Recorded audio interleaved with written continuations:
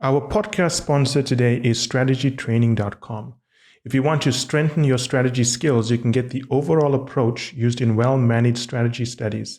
It's a free download, and you can go to firmsconsulting.com/overall approach. That's firmsconsulting with an s.com/overall approach.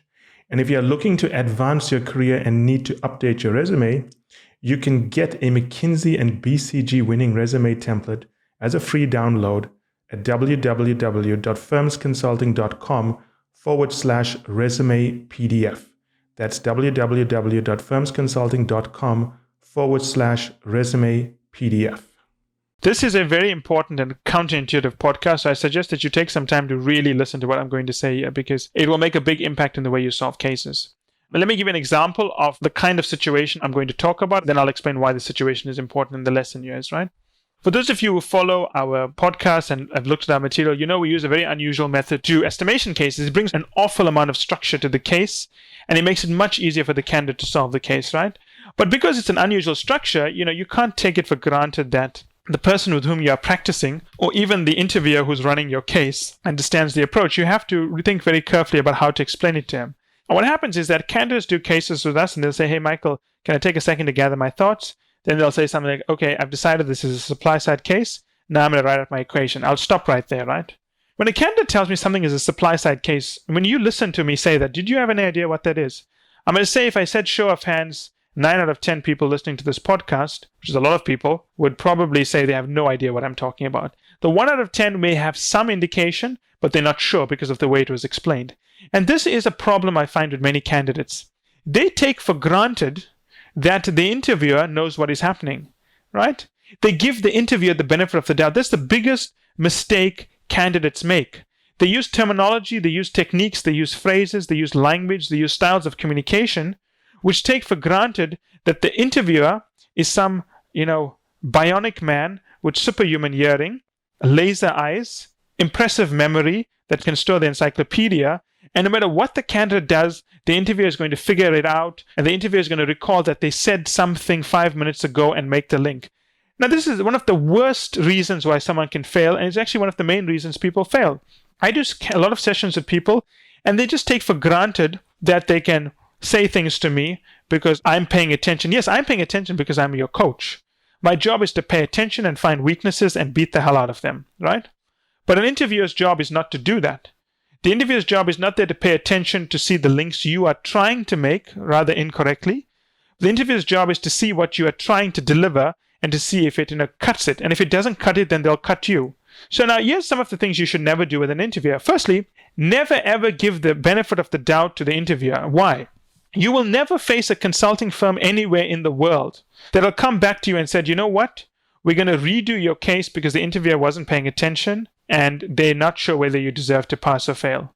A consulting firm will never come back to you and say, "Well, we made a mistake, and because we made a mistake, we're not sure who was right or wrong in the case. We're going to give you the benefit of the doubt and hire you." Don't give the interviewers the benefit of the doubt. Always assume that it is your job to defend your position, right? How do you do that, right?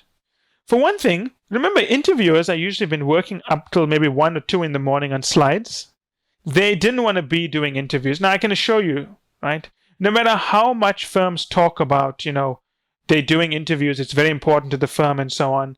Recruitment is special, but working with clients is more special, right? While the leadership may really believe, and the leadership does believe recruitment is important, the people you are going to meet more or less at the lower levels are not leadership. They're engagement managers and below, and you can't even confuse them for leadership, right? They've been working long hours. They've been working on project delivery. They probably flew in the morning for the interview. If they're doing a video call with you, a Skype session, they've had a million other things to do. They're usually unprepared. They're probably typing emails as they're talking to you. The point is they're distracted. When you do your case, you have to do your case in a manner knowing that you're basically dealing with someone who has attention deficit disorder. You need to keep that in mind. You've got to explain things extra careful. Not so that you understand it, so that the interviewer understands it. You have to explain things in such a way knowing full well that the person may be tired and fatigued and is not paying as much attention as you. You have to do things knowing full well that the person may have a huge deadline on them, may be worried about being managed out, and that's the first thing in their mind, and your case is not really there. In other words, You are dealing with a customer that doesn't want to be your customer. How do you deal with a customer that doesn't want to be your customer? You don't just throw off your standard sales pitch, right? You have to bring something special to the game, which means not taking for granted that you are just there to show your best. You're not just there to show your best. You're there to show your best with a customer that doesn't want to see what you want to show and is not willing to pay attention. You have to apply this mindset when you go in and do cases. Unless you apply this mindset, you will always struggle with case interviews. And a lot of candidates go in and they'll talk through their cases and they'll say, I did a good job. I spoke relatively well. If you spoke relatively well, then you spoke really badly. If you spoke very well, then you spoke okay, because it doesn't matter how well you spoke in a case. It matters how much the interviewer is paying attention to. And if you just explain things well for someone who's paying attention, then you've obviously explained things less well for someone who's not paying attention, right? And I think this is an important lesson. When people go into interviews, they give the benefit of the doubt to the interviewer. Never ever do that. Never give the benefit of the doubt to the interviewer. If you're not sure if someone understood something, explain it, right? And when I say explain it, again, I don't mean talking forever. I mean explaining it better, which can always mean speaking for less, but in a more concise and a more clear way. So again, a short podcast, but a really important podcast, right? And I want you to really think about how you can apply this thinking in a case interview or case preparation. Do not give the interviewer the benefit of the doubt. If you're using terminology or phrases or techniques that assumes the interviewer knows certain things or understands what you're saying, you should always confirm that. Or you are at risk of being failed because you didn't try enough to deal with someone who's not fully attentive or fully vested in what you are trying to do. And that's normal. Your job is to stand out, right? And you stand out in two ways. One, by being smart, witty, having a good conversation, but also communicating a topic that they've heard 15,000 times in a better way. Let me put this in a different way to you, right? Imagine there is a show that you love. It's an old show, right? Like Friends, for example. I think most people like Friends, the NBC hit. And imagine, because you like Friends, you've watched each episode over 1,000 times, right? What happens when you sit in front of the TV and you're watching Friends again? Well, you create the impression that, well, because I've watched Friends before, I don't have to pay as much attention. And because I don't have to pay much attention, I can do other things. I can multitask, talk on the phone, play on my laptop, and so on. So you miss certain key things, right? Now, that kind of thinking applies from the interviewer side as well. Remember, the interviewer is most likely giving you a case they've given many other people, right? And because they've gone through this case so many times, they're basically trying to rush through the case. You need to understand that you need to bring a fresh perspective on the case. You can't make the case boring.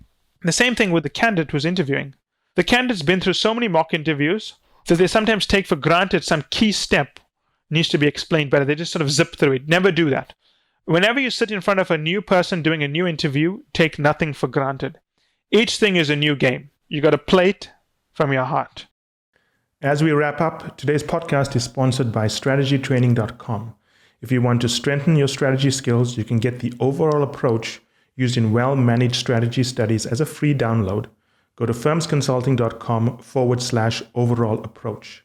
And if you're looking to advance your career and need to update your resume, you can get a McKinsey and BCG winning resume template example as a free download at www.firmsconsulting.com/resume PDF.